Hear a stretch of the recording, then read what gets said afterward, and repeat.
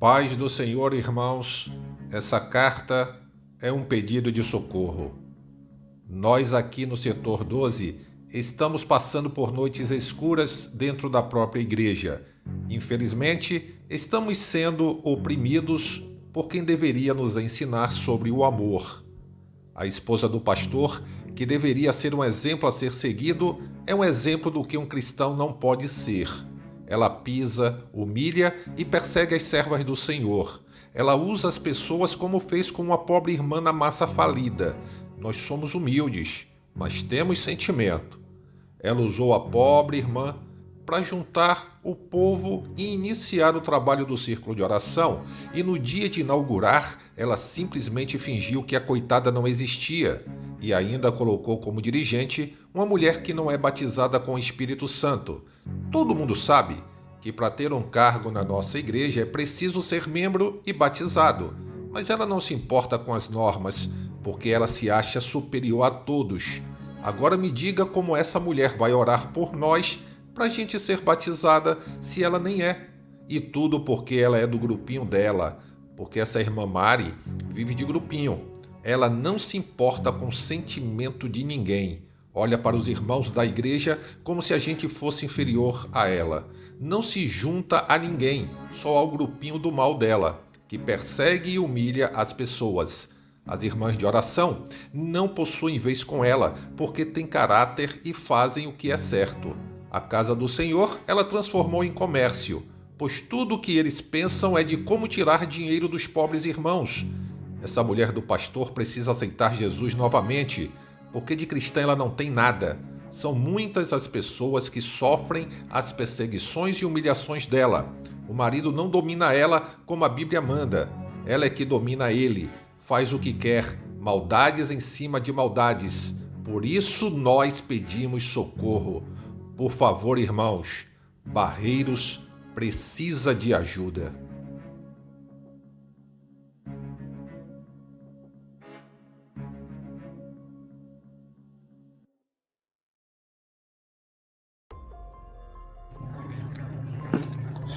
Paz do Senhor. Eu sou parente de uma irmã que é dirigente do Círculo de Oração aqui em Barreiros, Pernambuco, o qual tem como pastor Manuel Anísio e sua digníssima esposa, a irmã Mari, né? O motivo desse áudio, eu venho fazer um desabafo para que esse áudio possa chegar até o pastor presidente, porque o que está acontecendo aqui é um absurdo. Ontem a minha mãe chegou em casa, muito desolada. Eu perguntei qual o motivo daquela tristeza. Aí ela comentou o que está acontecendo dentro da igreja, né? A esposa do pastor humilhando as pessoas. Só tem vez com ela quem tem presente para oferecer ou vive bajulando ela, né? E hoje eu acho que não pode ser assim, né? Porque eu acho que isso não é de Deus. Sem falar as mercadorias que ela faz comércio dentro da igreja. Obriga nós, membros, a comprar o comércio que ela faz. E quem bajula ela, como diz no ditado popular, quem vive babando ela, aí tem cargo. Mulheres que traem o marido dentro da igreja, dirigente. Mulheres que vivem pintando e bordando por detrás do bastidor, para ela tem vez, porque vive bajulando, babando ela. Tá entendendo? Espero que isso chegue à autoridade para que venha resolver essa situação. É muita humilhação, sem contar as irmãs que chegam chorando em casa. Não é só a minha parente, outras pessoas também que eu já vi comentário, que não vê o caso. Eu tô cuidando do que é meu, quem quiser que corra atrás do que é seu, né? Espero que esse áudio chegue aí em todo Pernambuco, para saber quem a irmã Mari é aqui dentro de Barreiros, Pernambuco, setor 12. Sou membro da Igreja Assembleia de Deus em Barreiros, onde tenho como pastor Manuel Anísio e sua esposa, irmã Mari. Estamos muito tristes com eles, em especial a irmã Mari, que vem maltratando as irmãs. Vejo minha tia sofrendo por causa dela. Ela humilha as irmãs, gosta de grupos e nos obriga a comprar as coisas dentro da igreja. Fica falando mal do pastor Jonatas Lins e a última dela agora acabou com a direção do círculo de oração dos adultos. Hoje, quem tem vez na igreja são as pessoas que baixam a cabeça para a tirania deles. Só falam em dinheiro. Pessoas que são evangélicas há muitos anos querendo deixar devido às humilhações. Que Deus nos ajude. Paz do Senhor, servo de Deus. Meu querido irmão, deixa eu lhe dizer uma coisa. Olha, existem hoje na Assembleia de Deus Pernambuco, na nossa Assembleia de Deus, alguns grupos de pastores. Eu vou lhe dizer, com relação à minha pessoa. Um grupo é aqueles que se declararam meus inimigos, porque eu não sou inimigo de ninguém, viu? Se declararam meus inimigos, por quê? Porque são aqueles militantes gospel, igual aqueles eleitores daqueles políticos ladrões corruptos que foram presos e estão presos, e eles dizendo que eles são santos e são honestos. Existe um outro grupo, que é aquele grupo que já teve muita raiva de mim e hoje são meus amigos. Hoje estão reconhecendo que nós estávamos certos e estamos certos. Aí, a prova está aí, o resultado de algumas sentenças, a justiça traçando o perfil maligno de Ailton José Alves. O terceiro grupo são daqueles pastores acovardados. Uns são meus amigos, entram em contato comigo, às vezes para me repreender, para me chamar a atenção, para endossar aquilo que nós estamos falando, mas são acovardados por quê? Porque, servo de Deus, deixa eu lhe dizer uma coisa, e o senhor talvez esteja nesse meio aí, viu, pastor? No meio dos acovardados. Porque quando a gente vai para a Bíblia, pastor, eu não quero nem colocar as leis, a Constituição brasileira, muito embora que juízes aí estão ferindo a Constituição brasileira, autoridades políticos estão ferindo a Constituição brasileira, mas a lei de Deus, à luz da palavra de Deus, o senhor não vai encontrar em nenhum momento algo que justifique o comportamento dos senhores. Pelo contrário, os senhores vão ver ensinamentos bíblicos mostrando que ordem absurda, ordem que confronta a Bíblia, ordem que é fundamentada em mentira, em engano, em dissimulação, não deve ser cumprida. E os senhores se especializaram em obedecer um líder caído e cumprir as ordens até malignas dele. O outro grupo de pastores, quando eu falo pastores, pastores e obreiros, são aqueles que entram em contato com a gente, passam as informações e dizem: irmão Giovanni, por favor, não diga meu nome não. E aí eu converso com eles e digo: olha, eu vou relatar esse fato e vou publicar. O efeito é o seguinte, um efeito de alerta, tem outro efeito que é deixar eles mais endiabrados, endemoniados do que são. Aqueles que já estão endemoniados ficam ainda mais endemoniados. Aqueles que são covardes ficam ainda mais acovardados. E aqueles que são raríssimos, que estão querendo tomar alguma providência, fazer alguma coisa, eles são encorajados.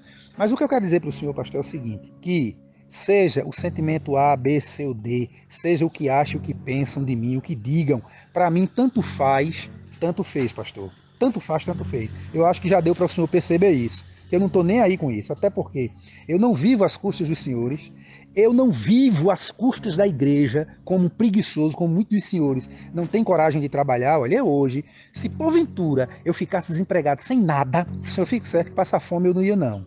A não ser que eu adoecesse, não pudesse trabalhar e ninguém me ajudasse.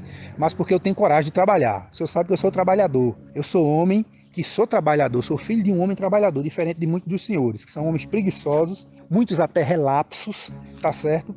Que talvez esteja aí a explicação porque os senhores não contestam Ailton José Alves. Primeiro, porque os senhores acreditam que é ele que paga o salário de vocês.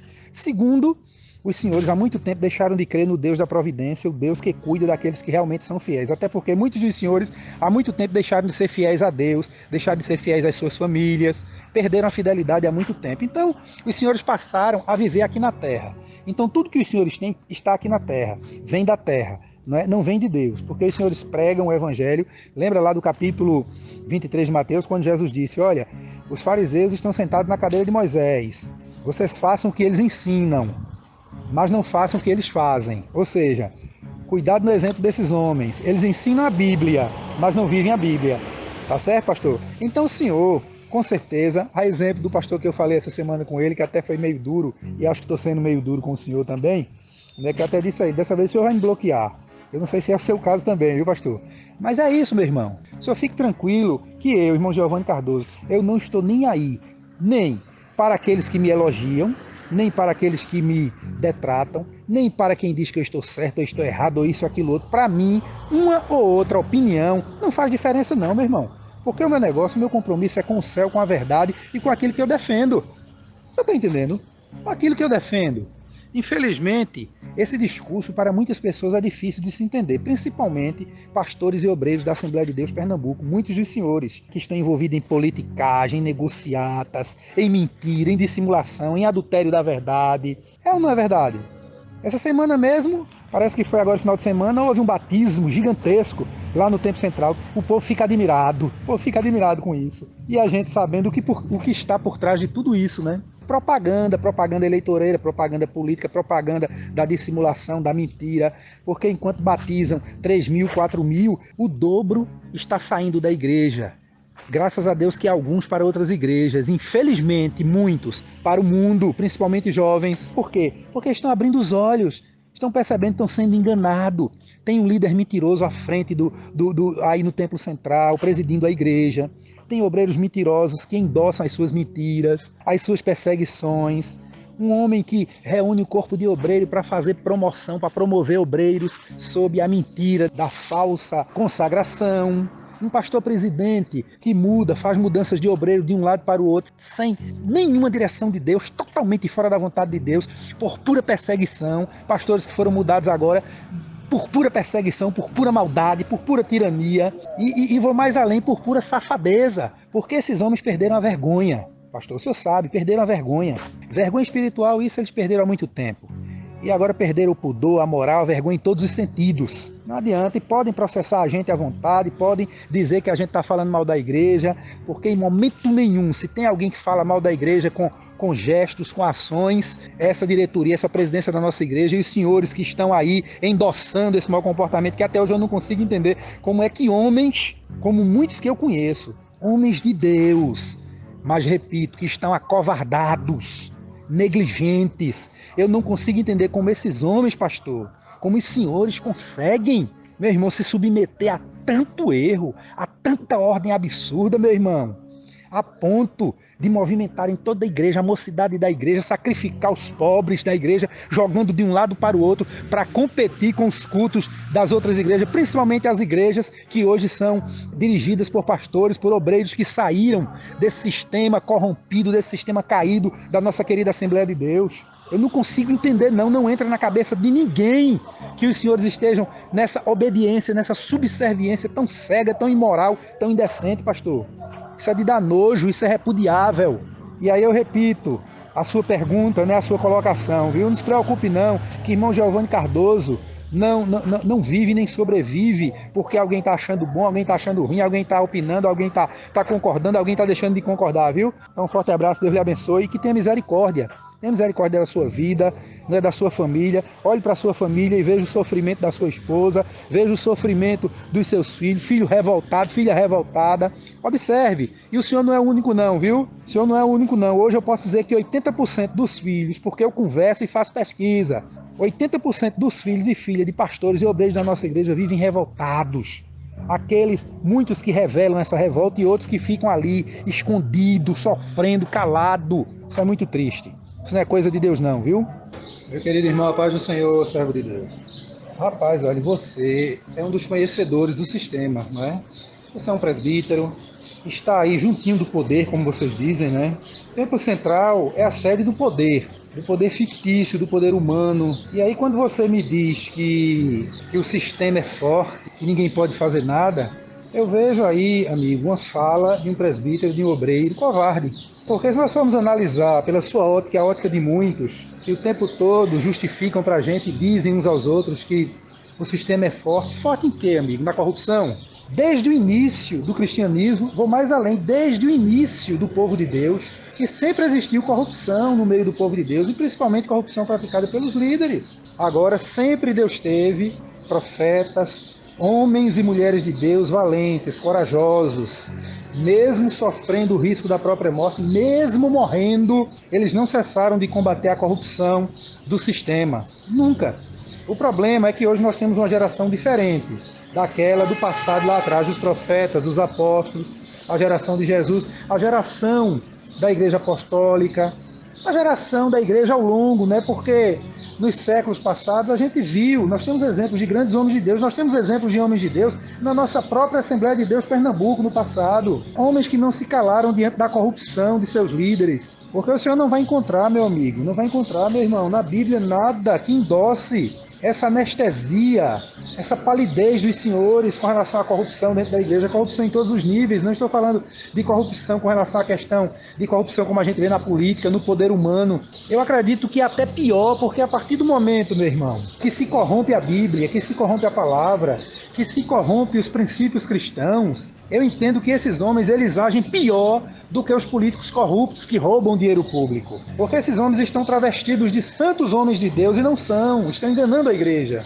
Aí os senhores ficam nessa, não, eu vou ser queimado, e aí os senhores permanecem recebendo o salário da iniquidade, da covardia, o salário da negligência, da dissimulação, sendo humilhados, sendo subservientes, cumprindo ordens absurdas, ordens que ferem os princípios bíblicos, ferem a ordem de Deus, ordens que ferem, meu irmão, as leis do país para se manterem fiéis a um sistema religioso totalmente corrompido, que é esse implantado dentro da nossa Assembleia de Deus Pernambuco. Então, homem de Deus, tu és um presbítero, tu hoje não és evangelista e nem pastor, tu sabes por quê? Porque nem teu pastor presidente, que tu tanto protege e que ele está chagado do alto da cabeça à planta do pé, acredita em você. Você sabe disso, felizmente. Mas olhe, louve a Deus por você não ter ascendido ao cargo de evangelista ou pastor sob as mãos apodrecidas desses homens, ok? Fica na paz, Deus te abençoe.